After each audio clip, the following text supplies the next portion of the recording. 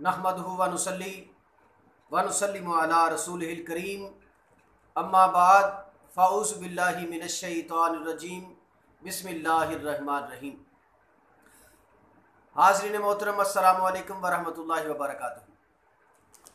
अज़ीज़ान गिरामी, आज मैं आपकी खिदमत में एक इंतहाई अहम तरीन मौजू लेकर हाज़िर हुआ हूँ। आज का जो हमारा मौजू है, आज का जो उन्वान है वो है मस्तूरात का गुस्ल जनाबत का तरीका।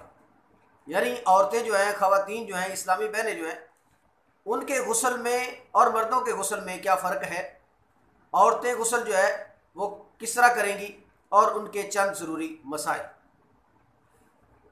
अगर आप औरतों को, अपनी ख़वातीन को, बच्चियों को या अपनी बेगम को या जिसको आप चाहते हैं कि उनको गुस्ल के मसाइल का पता चल जाए, गुस्ल के फ़र्ज़ कितने हैं, गुस्ल की ज़रूरी जो है वो अहकामात क्या हैं, गुस्ल किन चीज़ों से फ़र्ज़ हो जाता है, अगर आप ये सारी बातें अपने घर की ख़वातीन को, बेटियों को, अहबाब को बताना चाहते हैं तो उनको ये वीडियो अव्वल से आखिर तक सुना दीजिए।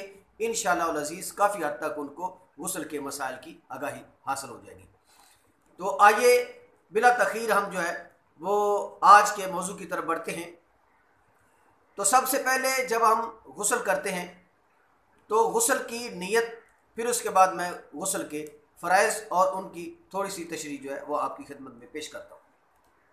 सबसे पहले गुस्ल का तरीका ये है कि जब आप गुस्ल खाने में, जहाँ पर आपने पाकीज़गी के लिए तहारत करनी है, जब आप वहाँ पहुँचे तो सबसे पहले आपने, जब आप अपने कपड़े वगैरह उतारते हैं तो ये ज़हन में रखिए कि गुस्ल खाने में खड़े होकर या वाशरूम में खड़े होकर कोई दुआ नहीं पढ़ते, कोई ज़िक्र व अज़कार नहीं करते। वहाँ पर बिल्कुल सकूत, बिल्कुल खामोशी चाहिए होती है। अब जब आप बिल्कुल तैयार हो जाएं गुस्ल के लिए तो बग़ैर ज़बान हिलाए आप नियत इस तरह कीजिए।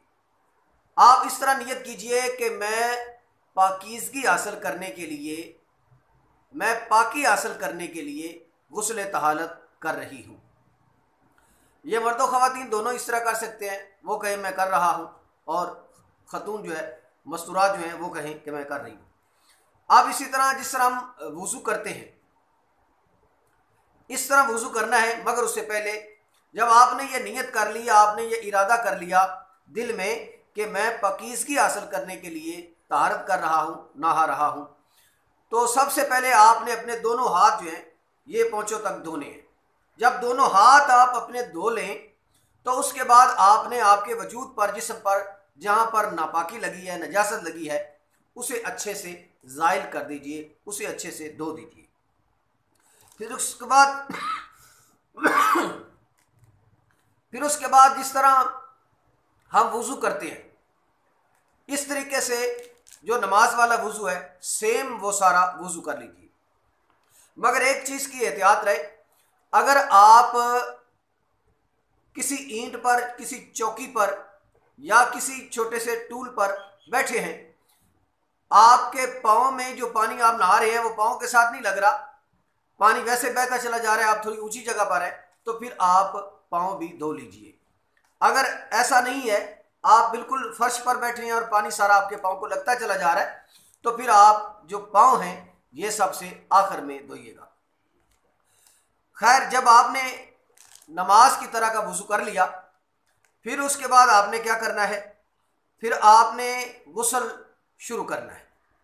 गुस्ल शुरू करने का तरीका ये है कि आप पहले अपने सीधे कंधे पर 3 डोलू पानी के डालिए और फिर उल्टे कंधे पर 3 डोलू पानी के डालिए और उसके बाद आप अपने सर से लेकर पांव तक का सारा वजूद जो है ज़ाहरी वो सारा धो दीजिए। इस तरीके से आपका ये तहारत वाला गुस्ल जो है वो हो रहा है। अब एक और बात का ख्याल रखना है, जब इस्लामी बहनें, ख़वातीन जो हैं वो अगर वज़ू खाने में, गुस्ल खाने में या वाशरूम में, टॉयलेट में जाते हैं तो वहाँ पर ये लाजमन ख्याल रखें कि पाकीज़गी हासिल करते हुए, तारत हासिल करते हुए कभी भी नंगी हालत में खाना काबा की जानिब जो है वो अपना रुख भी मत करें और अपनी पीठ भी मत करें। अच्छा, इस तरीके से आप अच्छे से जो है वो गुस्ल कर लीजिए, मगर उसमें ऐसी जगह पर इस्लामी बहनें तारत करें जहाँ पर बिल्कुल किसी की नज़र पड़ने का बिल्कुल शाइबा ना हो।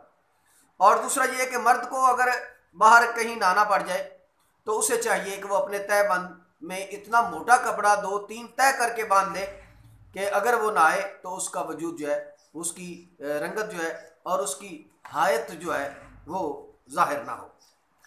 और गुस्ल करने के बाद, नहाने के बाद बिल्कुल आप अपने बदन को है वो तौलिए से, कपड़े से साफ कर सकते हैं। बाज़ औक़ात इस तरह के हमारे पास सवाल आते हैं कि जी क्या गुस्ल करने के बाद किसी कपड़े के साथ अगर हमने बदन को पूंछ लिया तो उस कपड़े का, तौलिए का धोना ज़रूरी है या नहीं? तो ऐसा कुछ नहीं है, उसका धोना ज़रूरी नहीं है। अच्छा, आइए अब गुस्ल के फ़र्ज़। गुस्ल के फ़र्ज़ कितने हैं जी? गुस्ल के 3 फ़र्ज़ हैं। सबसे पहला फ़र्ज़ है जी कुल्ली करना, फिर उसके बाद नाक में पानी चढ़ाना और फिर उसके बाद तमाम ज़ाहिरी बदन का धो देना। याद रखिए गुस्ल के 3 फ़राइज़ हैं। नंबर 1 है कुल्ली करना। आप कुल्ली किस तरह करते हैं जी? कुल्ली अमूमन मुंह में पानी लेकर और पुछ करके बाहर फेंक देने का नाम बिल्कुल कुल्ली नहीं है।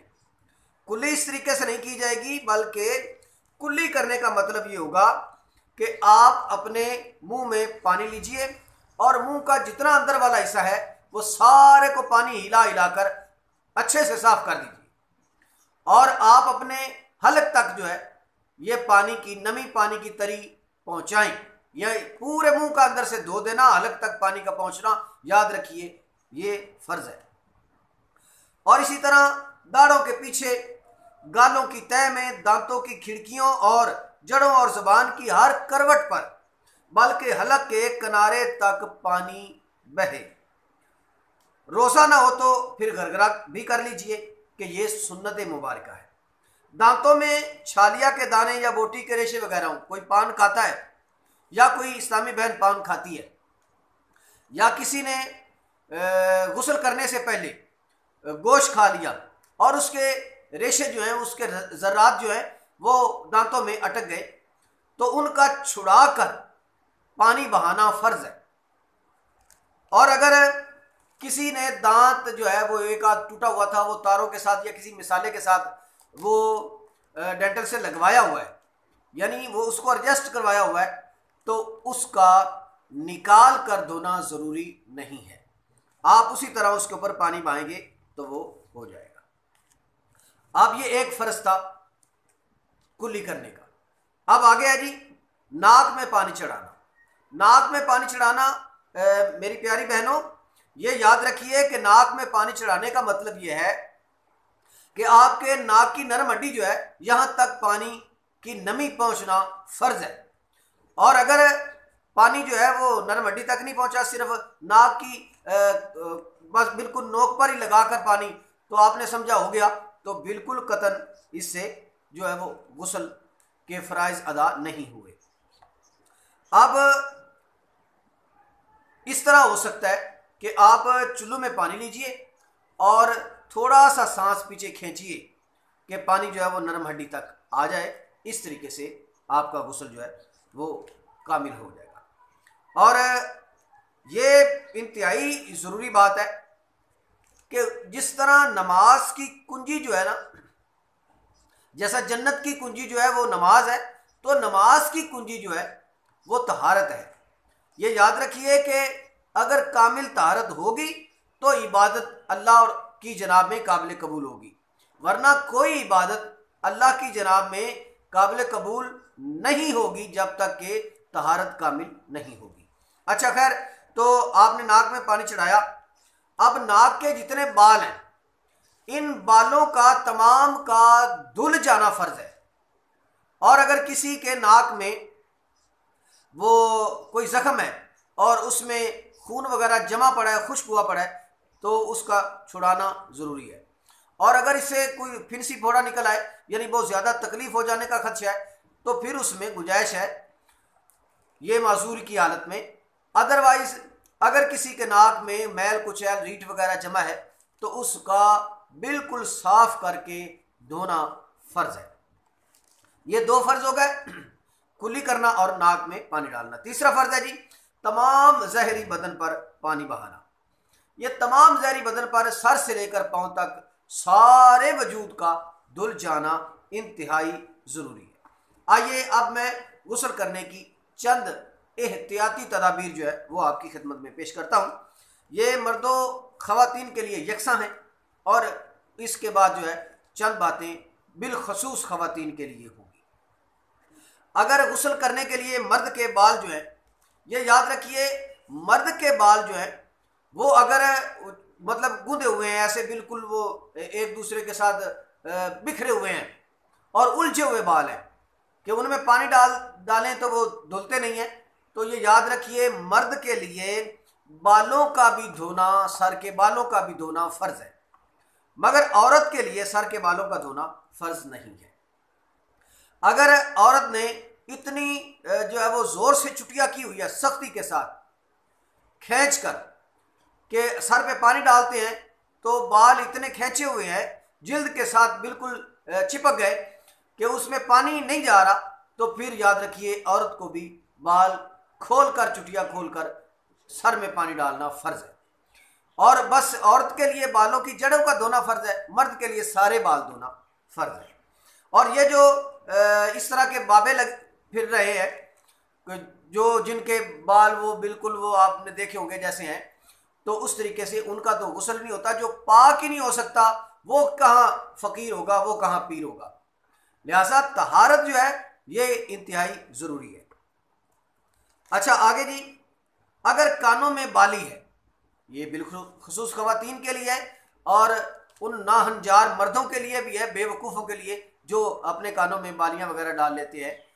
तो जो औरतें जिनके कान छीदे हुए हैं, तो ये याद रखिए मेरी प्यारी बहनों, कानों के अंदर अगर आपने बालियां डाली हैं तो बालियों का हिलाकर इसके जो छेद हैं, सुराख हैं, इनमें भी पानी की नमी का जाना फ़र्ज है।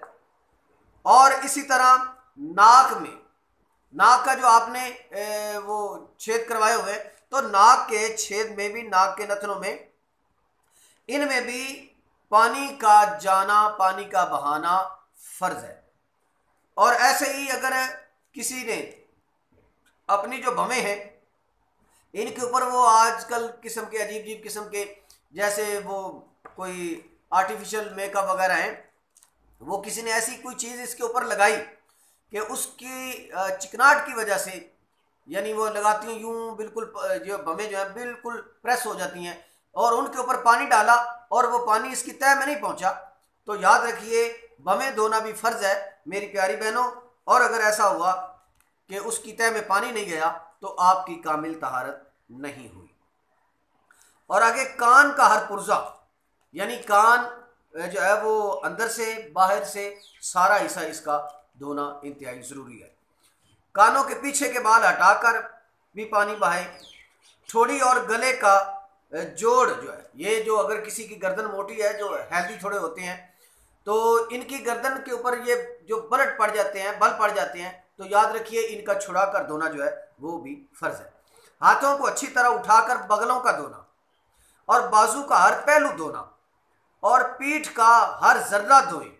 पेट की बल्टें उठाकर धोएं। जिनका पेट बड़ा हो तो उसकी बल्टें जो है उनमें पानी बाज़ का नहीं जाता, तो ये धुलने से रह ना जाएं, इसलिए ये बल्टें उठाकर धोएं। नाफ में भी पानी डालें, ये अपने नाफ के अंदर भी पानी डालें, उंगली घुमाकर इसको अच्छे से धो डालें।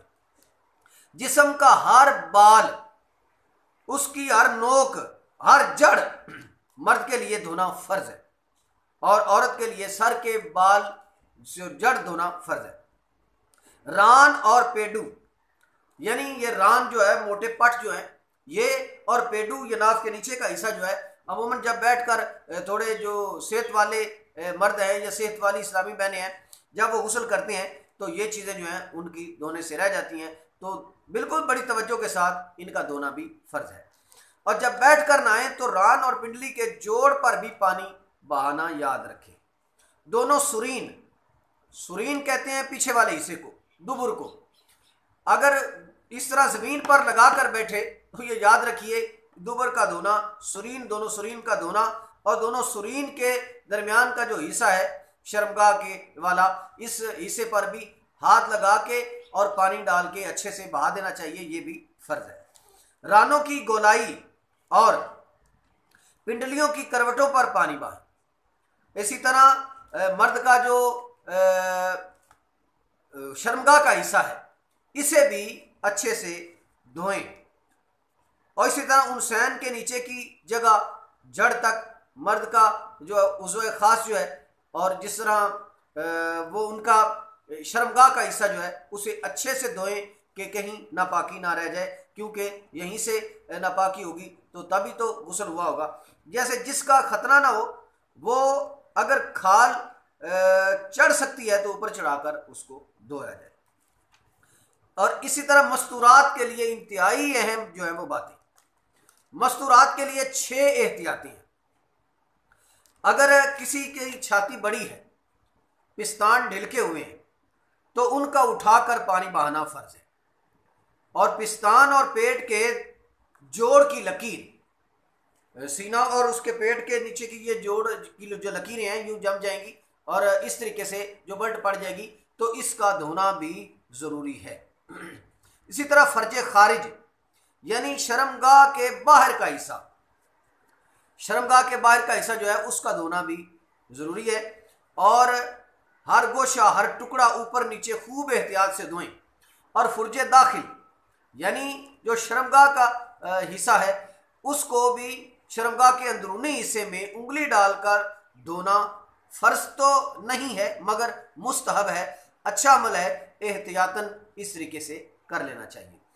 और अगर कोई इस्लामी बहन हैज़ या नफास से फारिग होकर गुस्ल करे तो किसी पुराने कपड़े से अपनी शर्मगाह का हिस्सा जो है फुर्ज दाखिल के अंदर से खून का असर साफ कर लेना अच्छा अमल है, मुस्तहब है। यानी कोई कपड़ा लेकर अच्छे से उसको मल करके खून का जो निशान है, ज़र्रात है, आपके जिस्म पर ना लगे रहे। इसी तरह अगर किसी इस्लामी बहन ने नील पॉलिश लगाई हो तो प्यारी बहनों याद रखिए, नील पॉलिश लगी हो तो गुस्ल जो है वो अदा नहीं होता। लिहाजा ये नाखून जो है वो धुलना रह जाएंगे और आप इनको छुड़ाकर यानी नील पॉलिश को हटाकर इन हाथों का, उंगलियों का धोना आप पर फर्ज बाकी रहेगा। और इसी तरह वुजू का भी मसला है, अगर ये लगी हो तो वुजू नहीं होता, यानी नमाज नहीं पढ़ी जा सकती। और हाँ, अगर मेहंदी लगा ली, इस्लामी बहनों ने हाथों पे मेहंदी लगा ली, पाँव पे मेहंदी लगा ली, अब गुस्ल ताहरत किया तो गुस्ल हो जाएगा, मेहंदी के साथ कोई रुकावट नहीं है। अगर खुदा न खास्ता किसी के ज़ख्म है किसी जगह पर, जिस्म के किसी हिस्से पर भी ऊपर पट्टी वगैरह बांधी है, तो उसका छुड़ा कर धोना फ़र्ज है अगर नुकसान ना हो तो। और अगर शदीद तकलीफ़ का, नुकसान का या मर्ज़ के बढ़ जाने का खदशा हो तो फिर उसके ऊपर हाथ गीला करके उस पर जो है वो मसा किया जा सकता है। अब गुस्ल जो है वो किन चीज़ों से फ़र्ज होता है वो सुन लीजिए कि गुस्ल जो है उसके 5 असबाब हैं, 5 वजूहात हैं जिनकी बिना पर गुस्ल जो है वो फ़र्ज हो जाता है। नंबर 1, मनी का अपनी जगह से शहवत के साथ जुदा होकर उज़ू से शर्मगाह से निकल आना। ये मर्द व ख़वातीन दोनों के लिए यकसा है कि अगर मनी का इखराज हुआ यानी मनी निकल आई तो उस पर गुस्ल फ़र्ज हो जाएगा। इसी तरह एहतलाम यानी सोते में मनी का निकल जाना, अगर कोई सो रहा था, सोते हुए बदख्वाबी की वजह से एहतलाम हुआ, हाँ जी बिल्कुल इस तरह मर्दों को भी एहतलाम होता है, औरतों को भी होता है, हदीस से ये जाहिर है। अच्छा, तो अगर किसी को एहतलाम हुआ तो उस पर गुस्ल जो है वो फ़र्ज हो जाएगा। अब अगर किसी ने, कोई रोज़ेदार है, रोज़े में अगर एहतलाम होता है, सो रहा था, बदख्वाबी में एहतलाम हो जाए तो इससे रोज़ा नहीं टूटता। आगे जी, शर्मगाह में हफ्शा सपारी दाखिल हो जाना, ख्वाह शहवत हो या ना हो, इंसान हो या ना हो।